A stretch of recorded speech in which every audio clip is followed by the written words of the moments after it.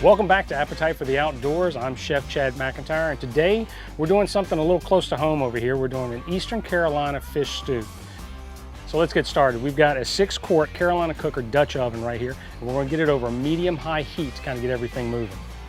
So the first thing in the pot is going to be about 6 pieces of bacon kind of diced up. So after the bacon's cooked about halfway to being really crispy, we're going to go ahead and put in half of a large white onion.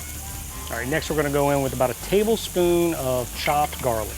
We're going to go in with about half of a can, of a small 10-ounce can of tomato paste. Next, while the heat's still on the high side, we're going to deglaze with about 2 to 3 cups of chicken stock.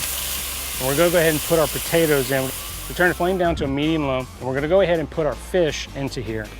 So fish is about halfway right now. We're going to go ahead and season it with some salt and some fresh black pepper. All right, so the fish is just about done. We're gonna go ahead and put in our eggs in this dish. And we'll put the lid back on this and let these poach for about another good 10 to 12 minutes.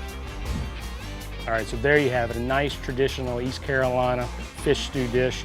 Serve it with some good crusty bread right here, and it'll make the day go much better.